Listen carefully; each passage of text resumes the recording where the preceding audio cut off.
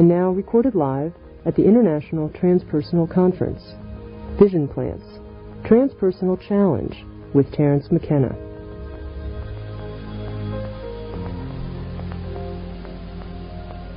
This presentation will explore the model that shamanic use of vision plants provides for transpersonal psychology, particular attention given to the role such plants play in personal integration, deeper implications of shamanic use of plants, role of mind in the natural order, and the planetary future.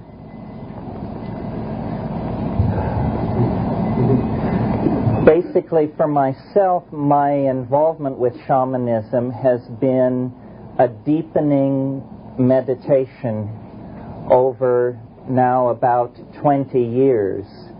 And it seems to me very fruitful because it continues to change and integrate itself ever more deeply into the meaning of reality at large. So that for me, shamanism has become a kind of overarching metaphor for not only personal being in the world, but the historical adventure, the being of the species in the world. So I want to talk about it today, and as an advocate, I want to make it seem indispensable to living a life of right reason in the world. I want to show that without shamanism, the notion of humanism itself is in a kind of jeopardy. And probably most of us can find ourselves in agreement with that. But then I want to leave most of us behind and go further and suggest that this humanness rooted in shamanism is a humanness ultimately rooted in very complex symbiotic relationships with plants and chemicals in the environment. Want to argue, in fact, that people without plants are in a state of potential neurosis, a state of existential wanting, and that, in fact, part of the Western dilemma is the sense of abandonment that followed with the breaking off of these symbiotic relations with vision-producing plants that characterized the rise of Western monotheism and even more characterized the rise of modern society. But let me return then to the origins, because this is where I think the case can be made. My interpretation of the time we're living through and this amorphous movement that we all somehow in some way are a part of, which calls itself the New Age or what have you. I call it the Archaic Revival. And the reason I call it the Archaic Revival is rooted in my conviction that it is, in fact, a revivifying of the models and energy forms of archaism. And shamanism, then, is suddenly centrally highlighted. Shamanism was the profession ne plus ultra of the Upper Neolithic era.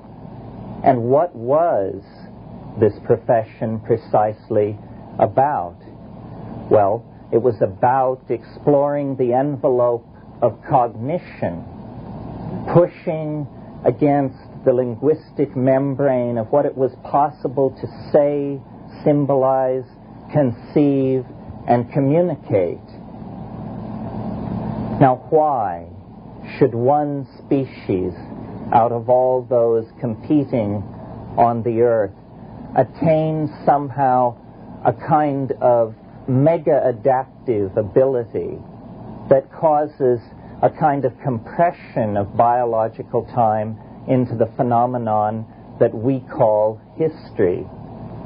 Is it simply, as our theologians have always been forced to conceive, that divine agency entered into the mechanism of the world and somehow set a spark in motion that kindled and grew into humanity? Or is it, as the 19th century explored so exhaustively, the possibility that incremental change can eventually initiate and insinuate into a situation new states of higher order, including even possibly the state of higher order that we call self-reflecting consciousness? That somehow this is no more than a gradual refinement out of previous states of nature. Well, what I want to suggest is that it is a bit of both of these points of view, the divine intervention and the evolutionary. I think what evolutionary biologists have missed in looking at the emergence of human beings out of the primate phylogeny is, generally speaking, the mutagenic influence of foods. The fact that a fruit-eating arboreal primate, because of a situation of spreading dryness in the environment, evolved into a pack-hunting creature of the grasslands with an omnivorous diet. And omnivores, by their very nature, expose themselves to a very large number of mutagenic influences. I'm speaking now chemically. Mutagenic influences that interfere with correct copying of protein, interfere with spacing of children, lactation, interfere with mentation, psychoactive compounds in the food chain. And it's very interesting that as human beings transform themselves into omnivorous, pack-hunting omnivores, you begin to see the first faint stirrings of self-reflection. You begin to get the fire pits and later the chipped flint leavings of earliest Neolithic human tool-making. What this says to me is that there was a unique confluence of factors present in the evolutionary situation that were capable of kindling this ontological transformation of what had previously been the animal mind. And what I suggest this factor is, or was, psychoactive plants in the environment, specifically psychoactive plants in the grasslands environment in which human pastoralism evolved in Africa over 1 million years ago. The plant must be African. It must be extraordinarily noticeable in the environment. It must not be a deep forest endemic, because this is not where human evolution was taking place. The only plant which fits this description is a mushroom of the psilocybin-containing variety. And it's very easy to see, I think, that the presence then of psychoactive compounds of this sort in the early human diet set the stage for a number of structural and psychological changes.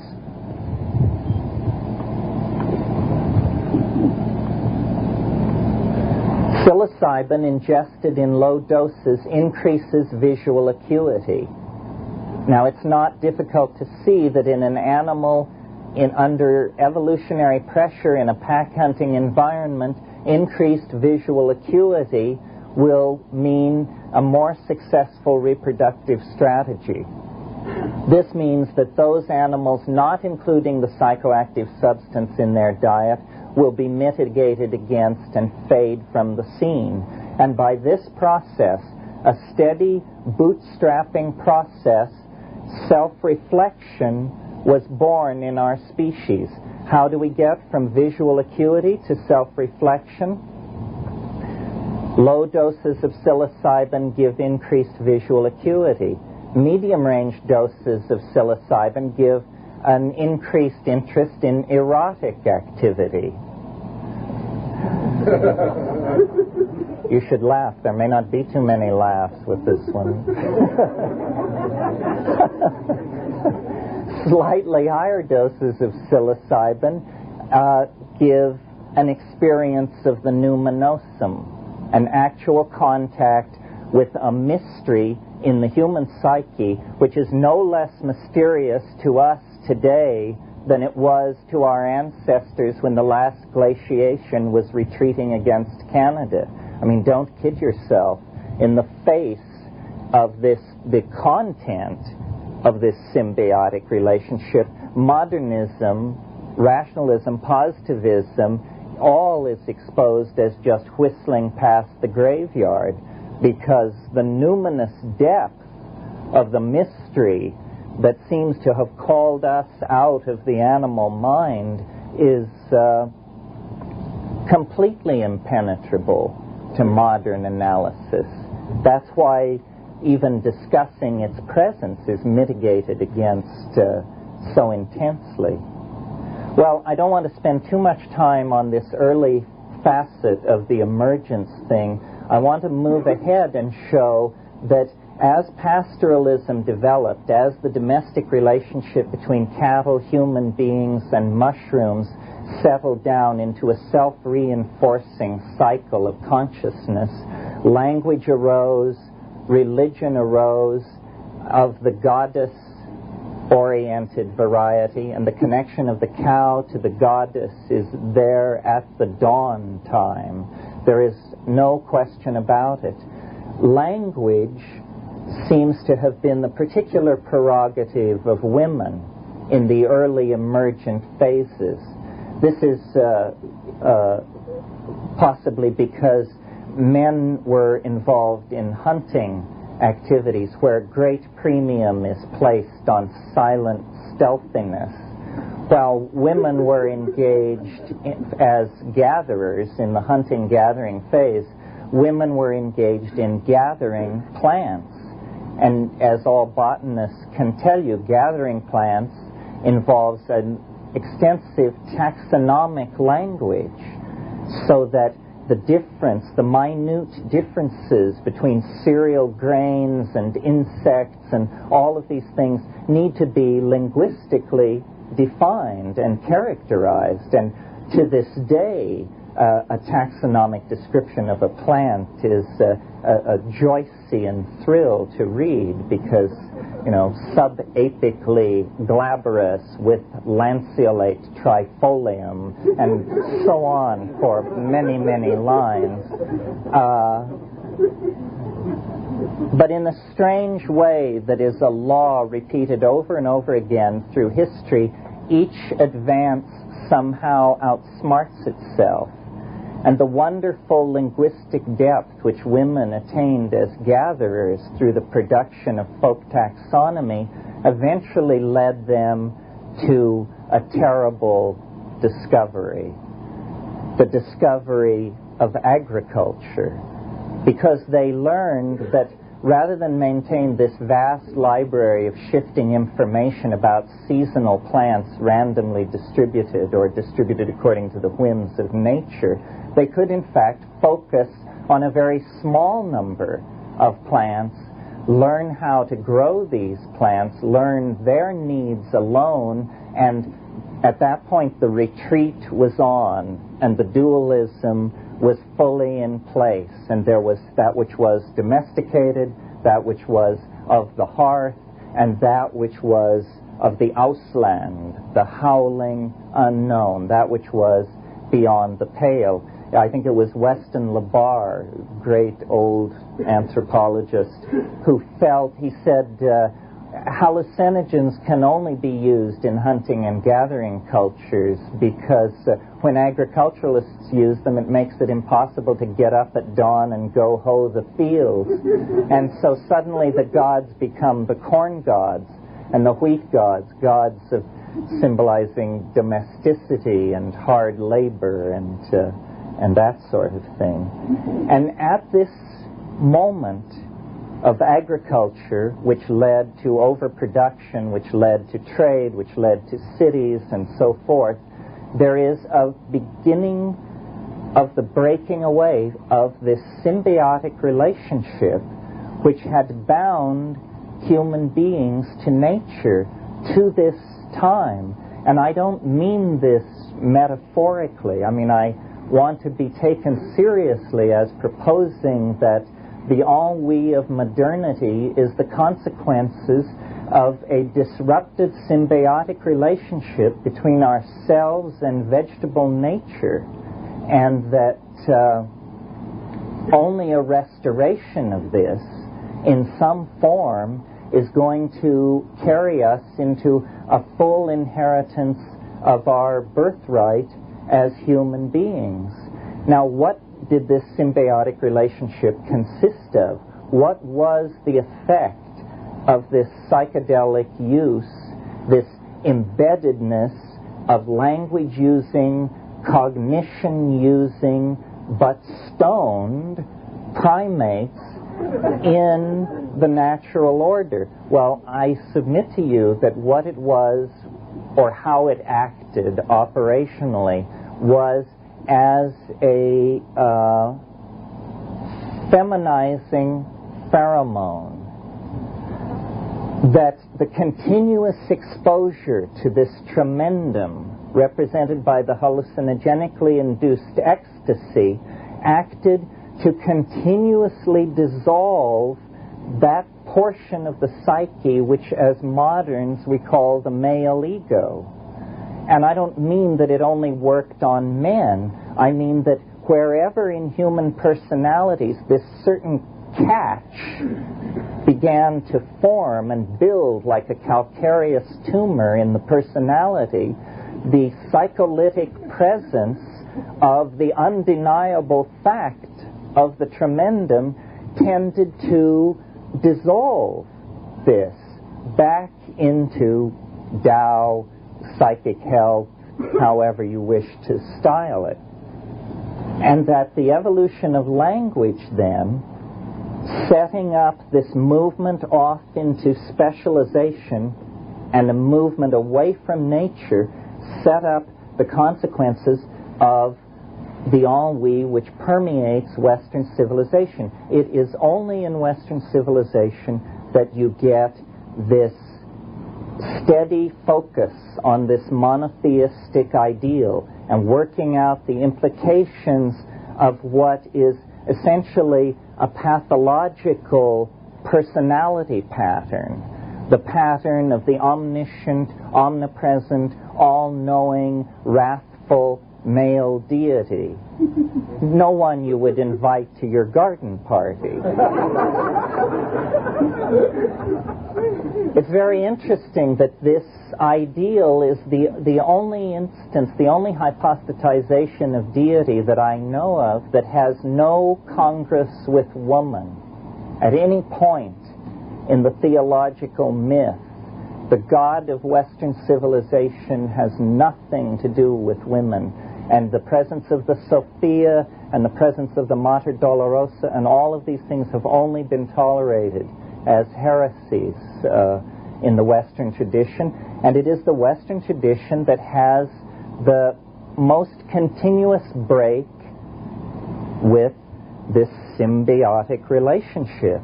In other words, we have wandered into a state of prolonged neurosis because of the absence of a direct pipeline to the unconscious. And we have then fallen victim to priestcraft of every conceivable sort. A similar situation, which may give us some objective perspective on our own, haunts the fate of those portions of Indo-European humanity that went east instead of west. In other words, the whole story of Indian civilization is the story of a masculine, static, hierarchically organized system coming into place in the wake of the loss of the secret of Soma, the loss of the portal to another kind of vegetable gnosis. Well, so provided then that I have made my case and convinced you that this is all gospel, what kind of options are there to someone who believes this? Well, what that means is a brief survey of the anthropological opportunities to explore hallucinogenesis presently afforded by societies living throughout the world. There are, of course, the Psilocybin Complex discovered by Gordon Wasson, the magic mushrooms of central Mexico, which may have played a role in the Mayan and Toltec civilizations, and the wider-ranging pantropical Stropharia cubensis, Psilocybe cubensis, which originated in Thailand but is distributed throughout the warm tropics. Interesting, all of these shamanically sanctioned hallucinogens are in the indole family, a very narrow family of compounds, with the exception, I almost blew it, with the exception of mescaline, which is in a different family, a kind of amphetamine. But all the others, including the Morning Glory complex with its LSD-like alkaloids, chenoclavine and ergonomine, the psilocybin complex, which involves, as I said, several pandemic species and many highly indemnicized species, especially in the Pacific Northwest, the Iboka cult of Gabon and Western Africa, which is sort of the exotic cousin of all of these things, but nevertheless structurally an indole, and then the short-acting tryptamines and the beta-carbolines. The short-acting tryptamines can be used separately. The beta-carbolines, though hallucinogenic in themselves, are usually used as monoamine oxidase inhibitors to enhance the effect of short-acting tryptamines. This is a highly evolved pharmacology and shamanic complex in South America. One of the peculiar puzzles of shamanic anthropology and ethnobotany is the clustering of hallucinogenic plants in South America. Why are the Old World tropics, the tropics of the Moluccas and Indonesia, not equally rich in hallucinogenic flora? No one can answer this question, but certainly Mesoamerica and the New World seems to be the great home of these things.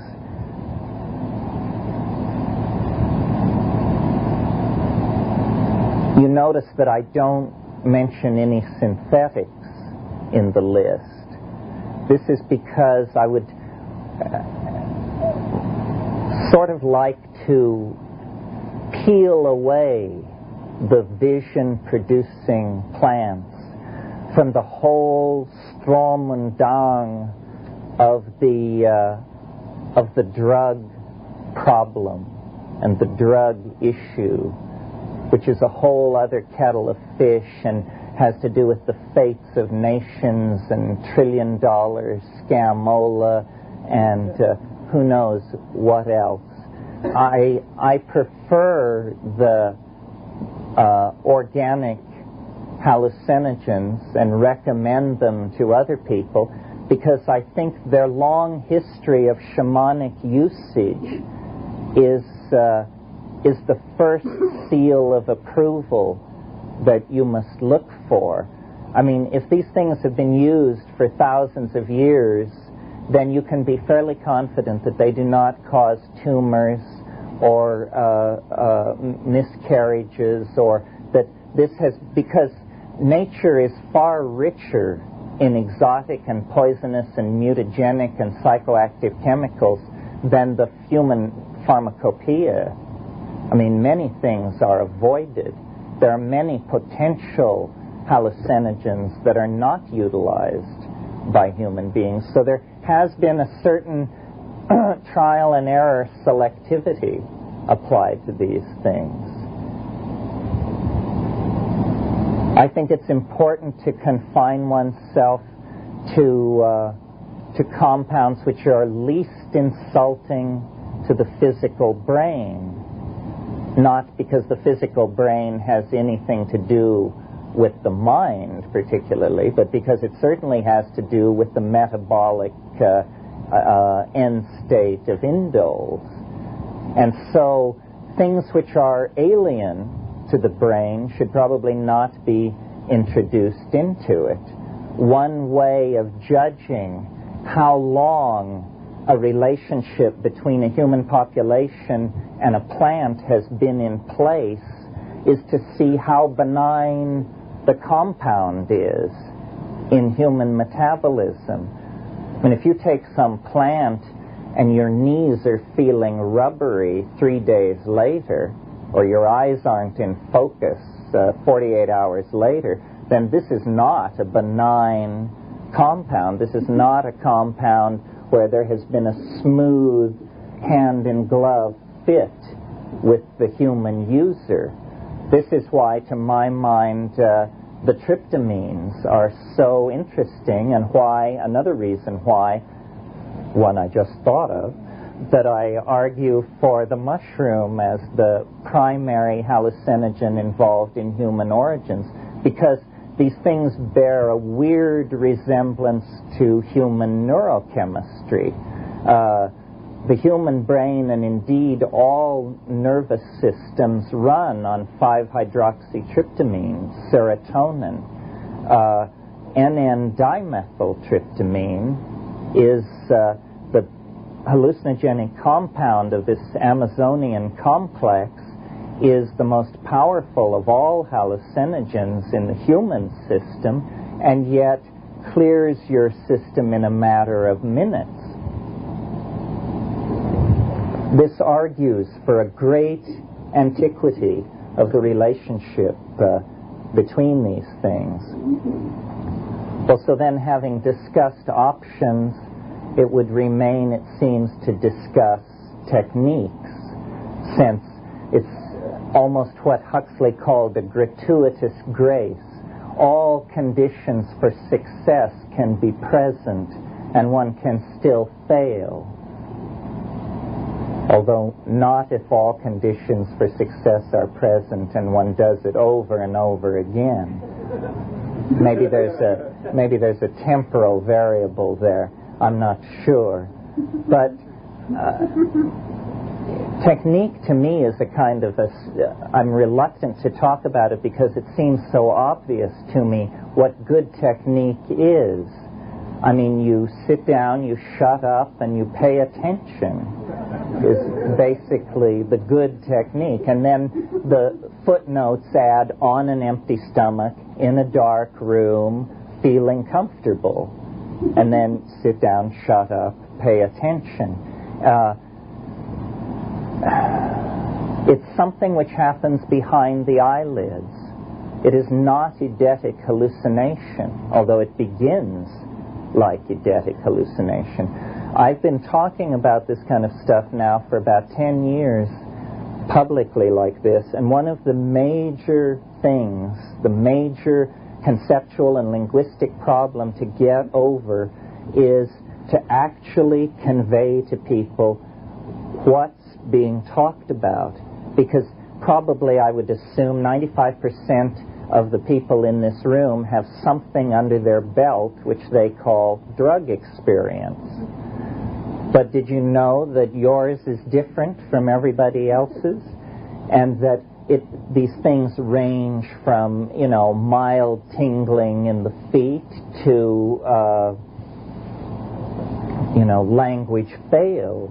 And the thing to put across is the reality of the presence of this thing. And this is the importance in talking to a group with an interest in transpersonal psychology. The situation that we now reside in is not one of seeking the answer, but facing the answer. The answer has been found. It just happens to lie on the wrong side of the fence of social toleration and legality. And so we're just forced into this strange little war dance where everybody knows that psychedelics are the most powerful instrument for the study of the mind conceivable. And yet, a lot of people are still ratomorphically involved in the academic and university system, trying to ignore the fact that the tool has been placed in our hands. Like the 16th century, when the telescope has invented, we have proven that we are not large enough to take the tool into our own hands without a social and intellectual transformation.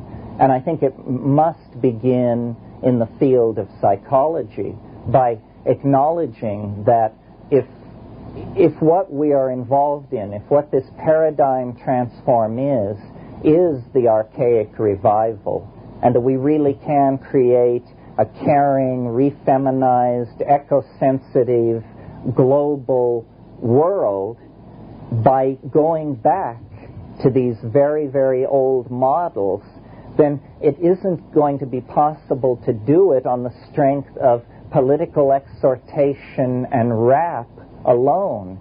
It's going to have to rest on an experience that just shakes you to your roots, that is real and that is generalized and that can then be talked about and dissected. We need to acknowledge the depth of our dilemma and the real truth, I think, that we know about our options out. I mean, we're playing with half a deck as long as we tolerate that the cardinals of government and science should dictate where human curiosity can legitimately send its attention and where it cannot. I mean, it's a essentially preposterous situation.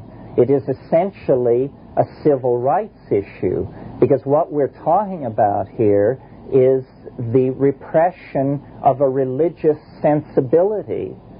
In fact, not a religious sensibility, the religious sensibility, not built on some con game spun out by eunuchs, but based on the symbiotic relationship that was in place for our species for 50,000 years before the advent of history, writing, priestcraft, and propaganda.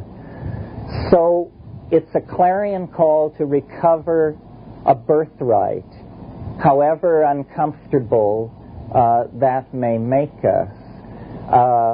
A call to realize that life lived in the absence of the psychedelic experience that primordial shamanism is based on is life trivialized, life denied, life enslaved to the ego and its fear of dissolution in this mysterious mama matrix which is all around us and which apparently extends to infinity, and where our historical future actually lies. This is the other thing. It is now very clear that techniques of mind-human interfacing, pharmacology of the synthetic variety, all kinds of manipulative techniques, all kinds of data storage, imaging, and retrieval techniques, all of this is coalescing toward the potential of a truly demonic or angelic kind of self-imaging of our culture. And the people who are on the demonic side are fully aware of this and hurrying full tilt forward with their plans to capture everyone as a 100% believing consumer inside some kind of beige-furnished fascism that won't even raise a ripple. So,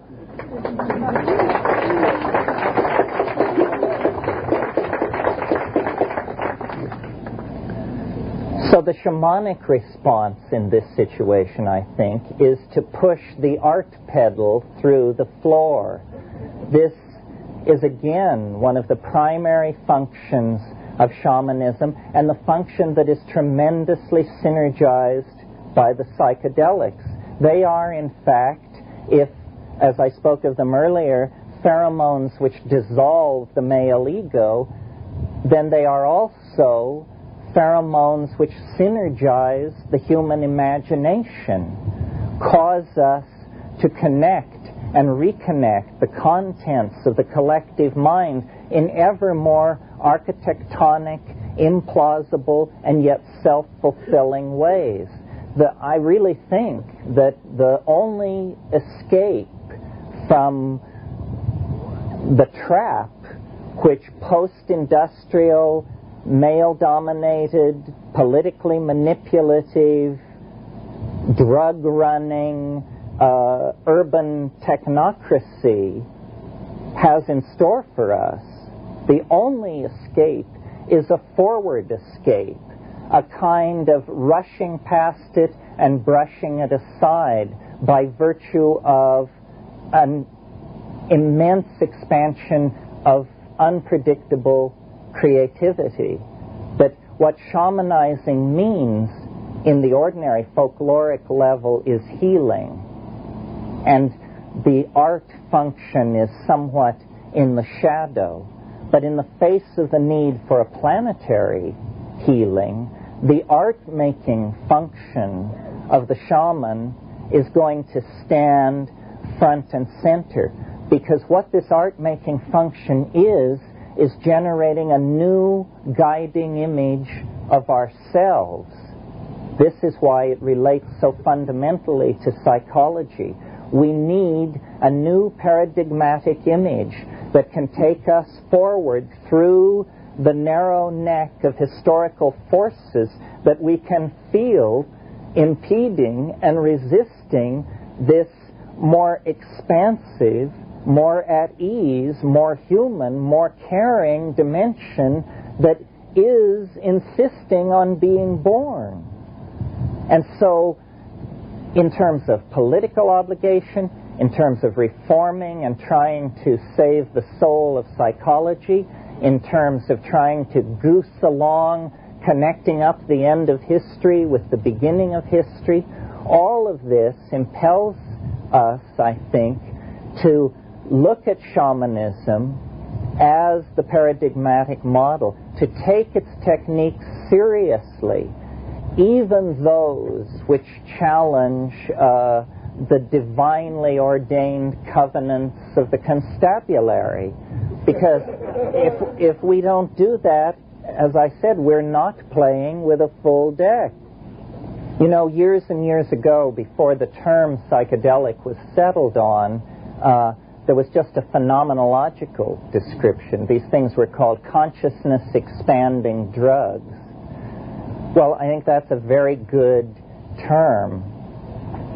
Think about our dilemma on this planet.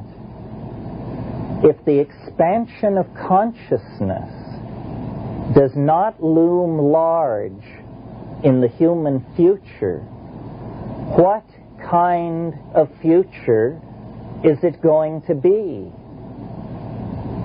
Now, to my mind, the psychedelic position is most fundamentally threatening when fully logically thought out, because it is an anti-drug position.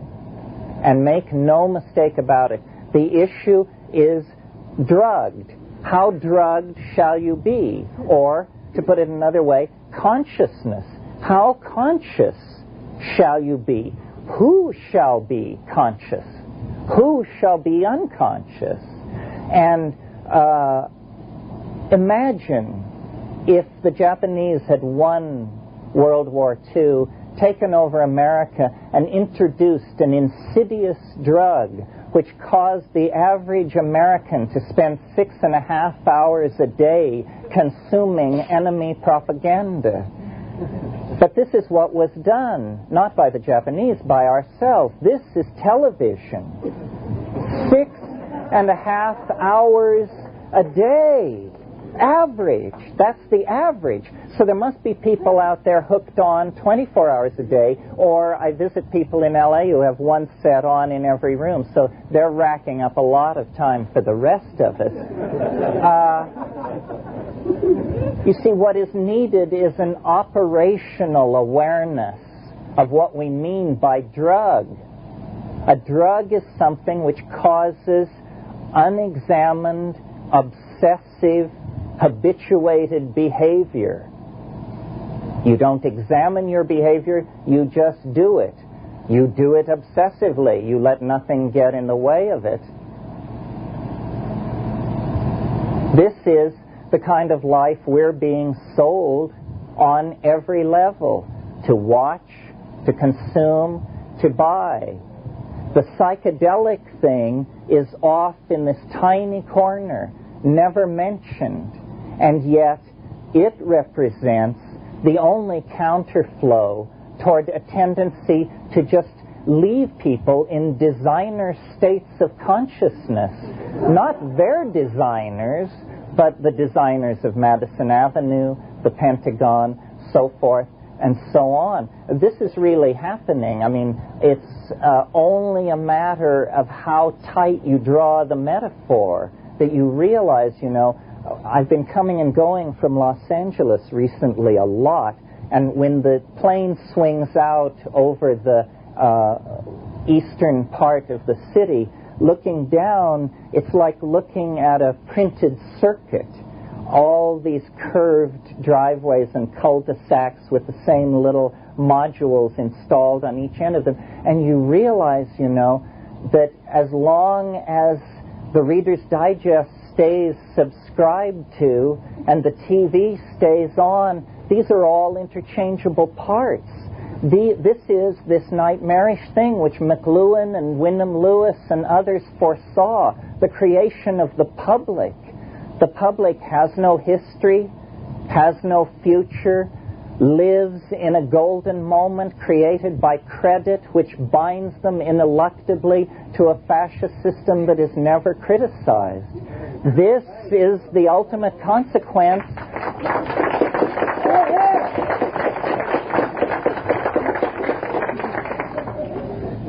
This is the ultimate consequence of having broken off this symbiotic relationship with the vegetable, feminine, maternal matrix of the planet. This is what ended partnership. This is what ended balance between the sexes. This is what set us on the long slide. We can now examine the options available and put in place archaic options which will restore this balance. And to the good credit of people like Dick Schultes and Gordon Wasson and Albert Hoffman, we have, in this century, taken into our hands the tools, the information, and the means to do this. But psychology, there had better not be a Nuremberg, because not enough people have stood up for this. People have contented themselves with ratomorphism for 25 years when they knew in their hearts that it was wrong. Feeling guilty out there?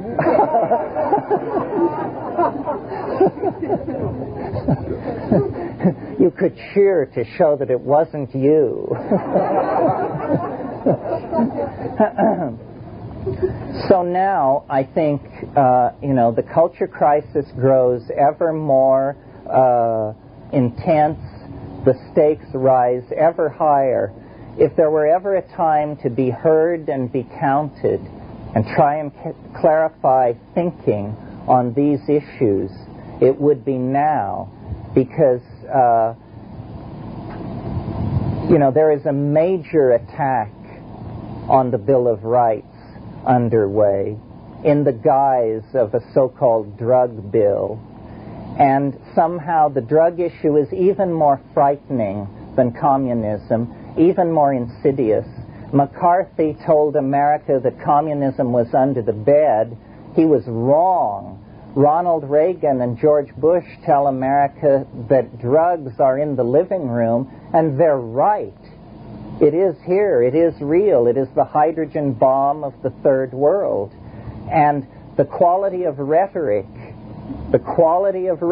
emanating from therapists and psychologists and psychoanalysts is going to have to radically improve, or we are going to have happen to us what happened to genetics in the Soviet Union. We're going to be Lysenkoized. We're going to be made lily white, and all opportunity for exploring this dimension is going to be closed off, almost as a footnote to the suppression of these synthetic poisonous narcotics, which are mostly dealt by governments anyway. But the psychedelic issue, as I said, it's a civil rights issue. It's a civil liberties issue. The reason women couldn't be given the vote in the 19th century, there was a very simple, overpowering reason that was always given. It would destroy society. And that's the reason given. This was also the reason why the king could not give up a divine right, the right of consanguinity. Chaos would result. And this is why we're told drugs cannot be legalized, because society would disintegrate. This is just nonsense. Most societies have always operated in the light of various habits based on plants. The whole history of mankind could be written as a series of made and broken relationships with plants. Think about the influence of tobacco on mercantilism in 17th and 18th century Europe. Think about the influence of coffee on the modern office worker, or the way the British influenced opium policy in the Far East to rule China, or the way the CIA used heroin in the American ghettos in the 1960s to choke off black dissent and black dissatisfaction with the war. History is about these plant relationships. They can be raised into consciousness, integrated into social policy, and used to create a more caring, meaningful world, or they can be denied the way sexuality was denied until the force of the work of Freud and others just made it impossible to maintain the fiction any longer. This choice of how quickly we develop into a mature community able to address this issue is entirely with us, I think. And certainly people like Stan Groff and others have worked valiantly to keep this kind of thing alive. But my God, you can count them on the fingers of one hand. So, that's really all I wanted to say. I left a half an hour for questions. At this point, Vision Plant's Transpersonal Challenge continues with an informal question and answer period. To make it easier for you, the listener, to follow along with this segment, Sounds True will repeat the questions from the audience. The first question: why don't you mention that DMT is an endogenous neurotransmitter and a Schedule I drug? Yes, DMT, the most powerful of all hallucinogens, occurs in the human brain as a normal part of metabolism. It also is a Schedule I drug. So you're all holding, and this might be the basis for some kind of case to just show what absolute poppycock all this nonsense is. People have been made illegal. Probably they should have thought of that sooner as a solution to the drug problem. It seems to me that often psychedelic insights are co-opted by the larger society and perverted. Don't you think that this is what happened in the 1960s? And my other question is, can you say anything about people who experience difficulties with mushrooms in terms of electrical storms and seizures? You know, understanding passeth everywhere. The information is really neutral. these things, how they work, the information they carry back to us, how we apply it, sort of depends on the moral order that we're embedded in. To a large degree, I think the 60s were probably misplayed. But on the other hand, it seems to be the last decade when anything happened. The lid has been utterly on ever since. It's an illusion, all this change.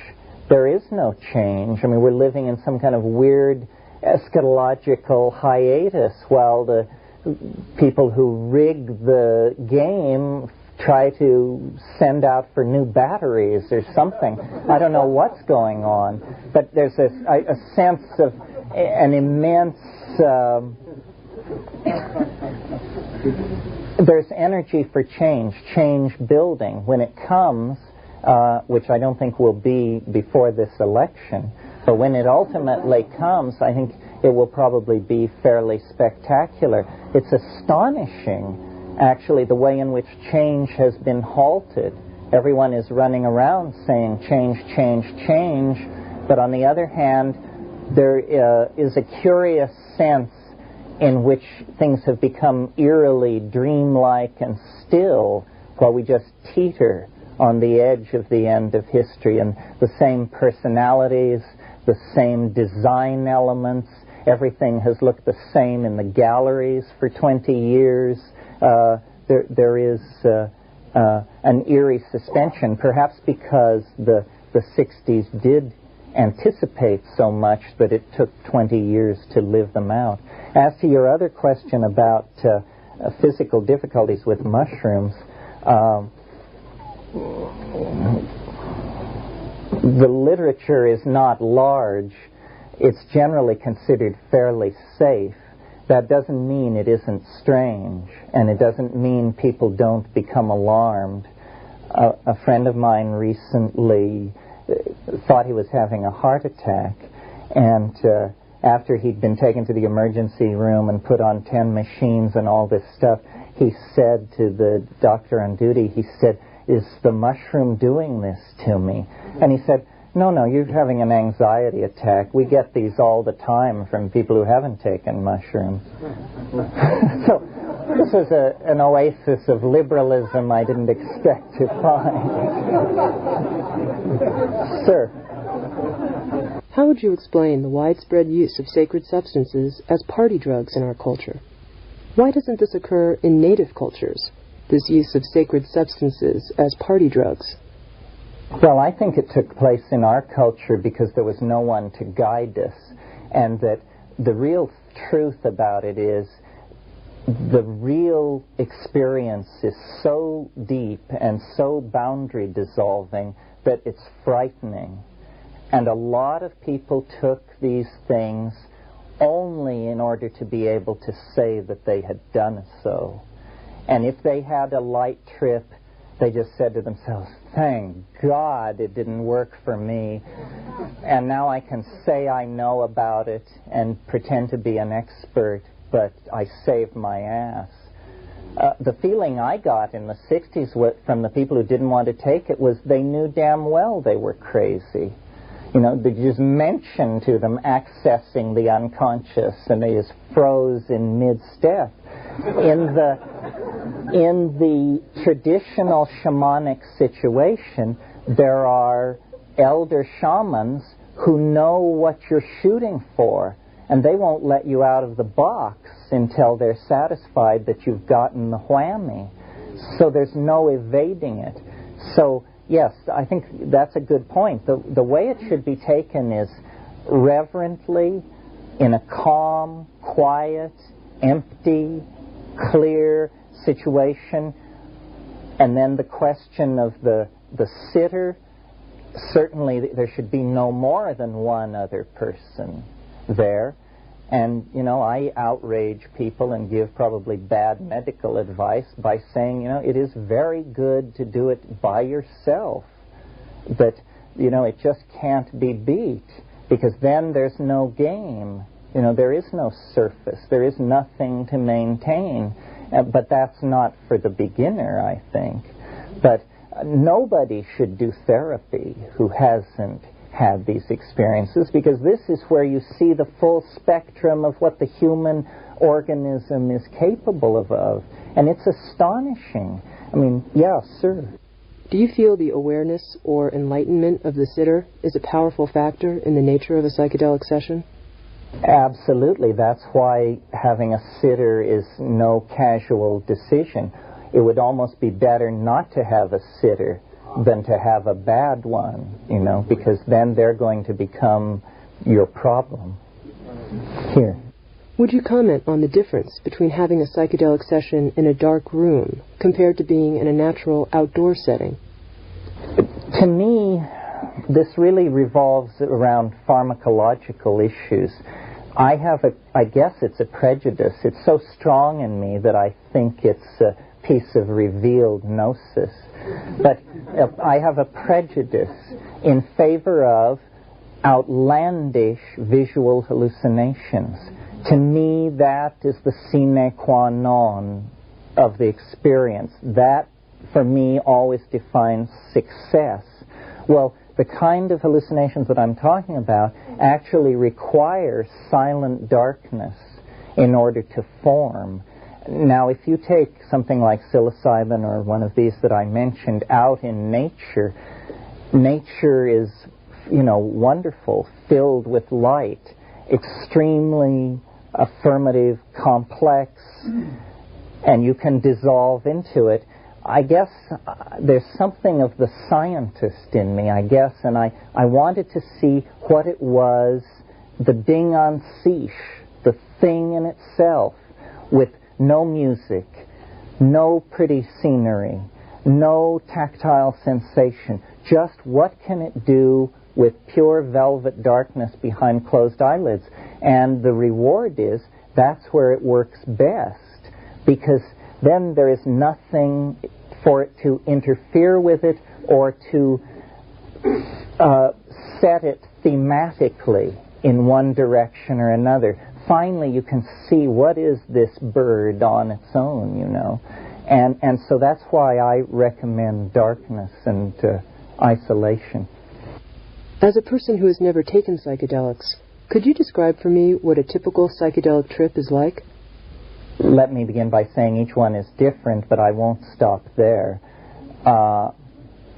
In the case of psilocybin, like most of these indoles, they vary, but you take it on an empty stomach. I do not fast elaborately, maybe 6 hours of not eating.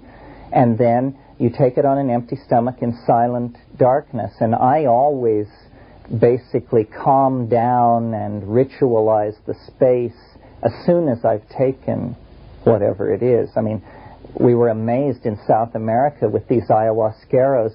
They would stop everybody talking, everybody would knock back their hit of ayahuasca, and then the party would continue as though nothing had happened for 30 minutes, and then they would call the meeting to order. Then it would happen 10 minutes later. But the way I do it is I sit for the hour or hour 20 minutes leading up to it, and I carry out what Catholics call an examination of conscience. This is where you think of the commandments, whatever they may be, one by one, and decide if you've violated any of them since the last time you did this. And I do this not in a planned fashion or out of piety, but more out of fear.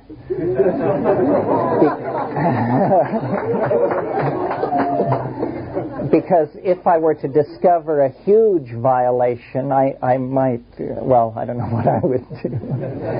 The purpose seems to be to anticipate any bad trip in the hour and 20 minutes before it actually comes on. And then at about the hour and 20 minute mark, with your eyes closed, you begin to see what is called streaming. Just streaming lights. And it's sort of what you see when you press on your eyelids. These things you see when you press on your eyelids, don't do it if you're wearing contact lenses, are called phosphene imagery.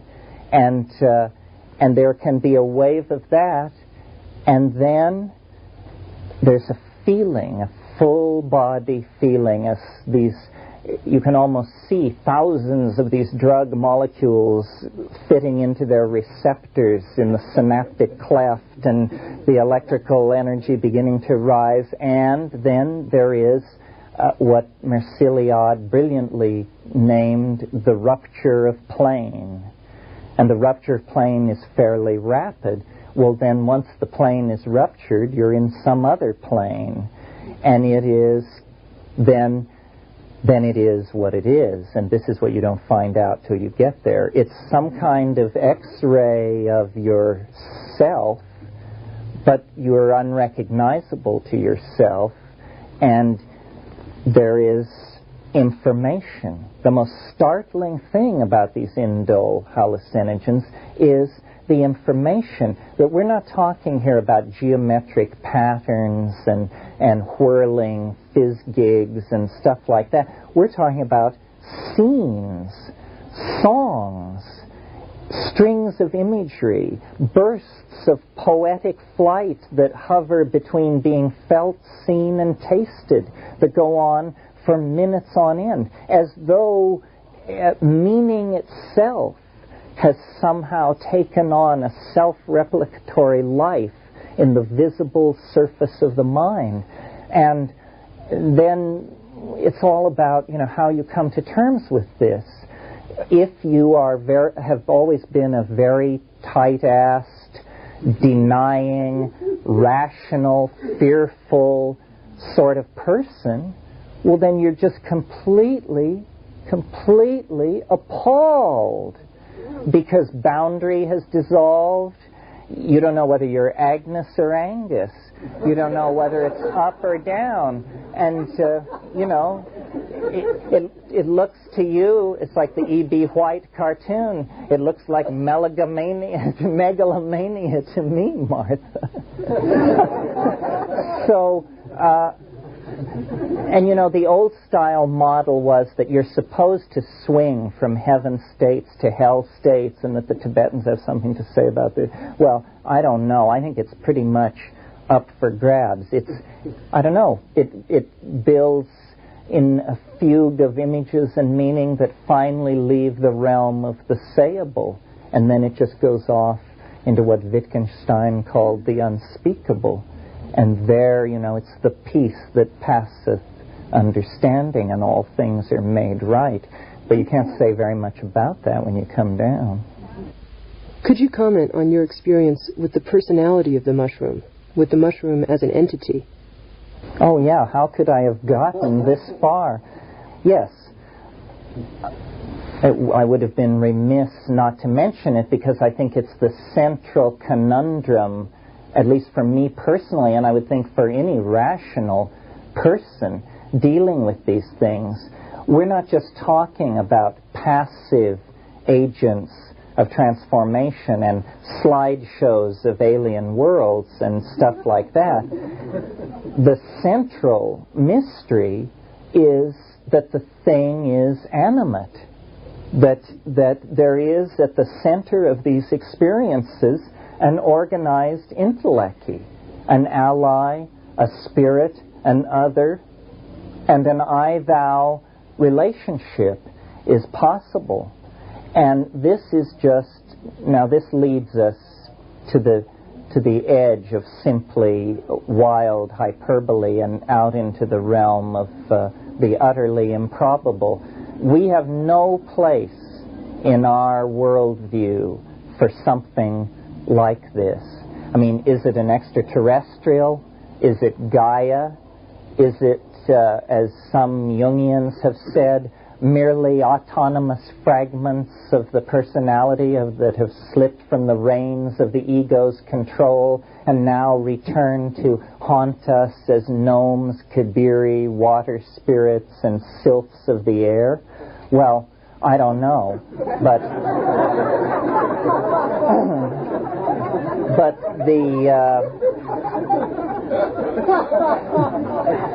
who does know?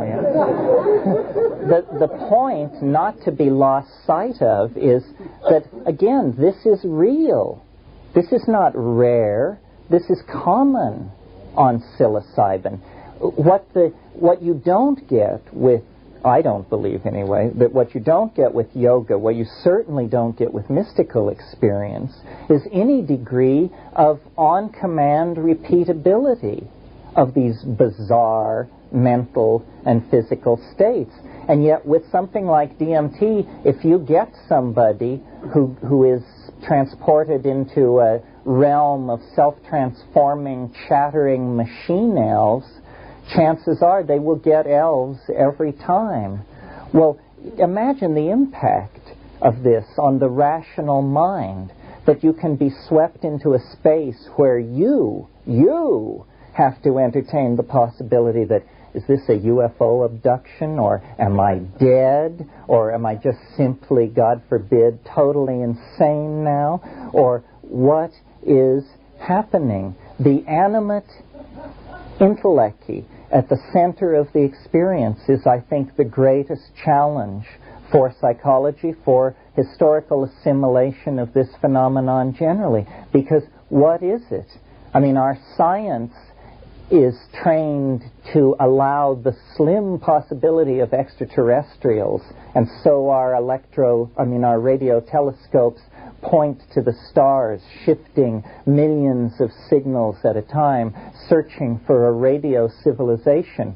But what is it going to do to the forward thrust of historical continuity if right next door in the human mind there is an other, so other that it cannot be assimilated, and yet so accessible that it's only a matter of choice to stand in its awesome presence? I don't have the answer to this question. I think it's amazing that I'm able to articulate the question, because it is against 500 years of expectation and programming that we are finally able to wake up almost as from a fever and say, my God, nature is alive. It's talking to us. It's alive. No, this is not a metaphor. I am not a romantic. This is not an artistic or aesthetic stance. Nature is alive. Someone is on the line. And then,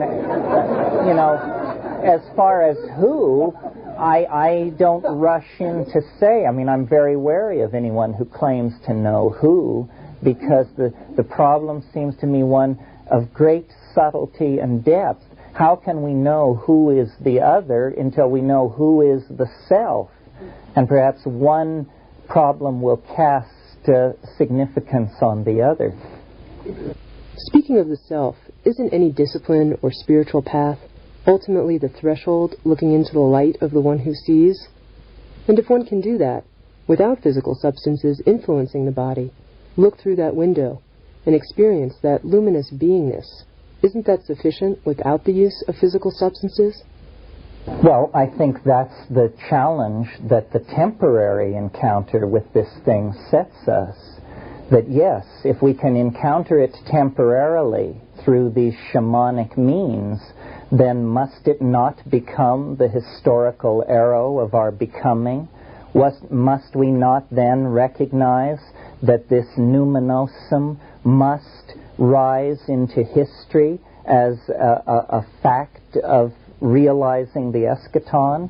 That's what I think. That actually the shamans are seeing and have always seen some kind of transhistorical object, some kind of vast hypostatization of ourselves as deity that is casting a shadow back through time, and that all magic, all religion, all vision is an anticipation of this future state.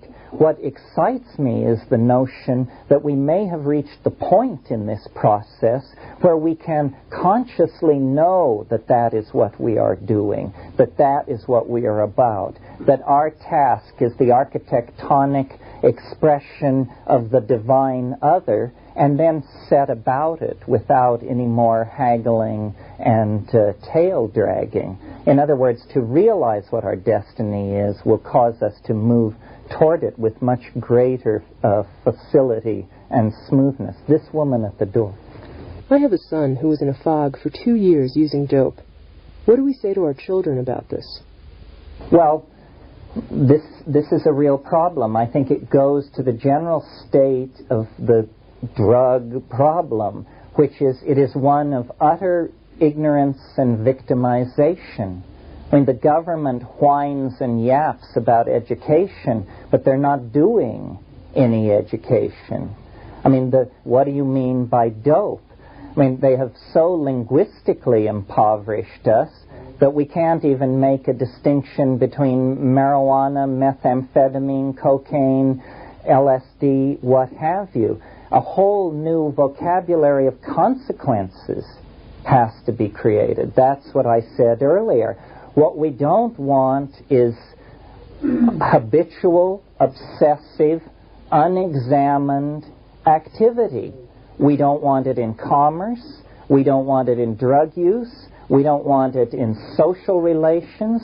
We don't want unexamined habitual forms of activity that are obsessively expressed. What we do want is conscious, caring, self-examining, inquisitive, thinking people and institutions. So whatever mitigates against that has to be seen as a drug. And things like television, money, propaganda, all of these things then are seen as great evils, which they may not have been seen that way before. We have to get smart. You have to be smart to use drugs. You have to be smart to survive a planetary catastrophe. Now, our ancestors were smart. They got us this far. It wasn't easy. 5 times the ice moved south from the poles.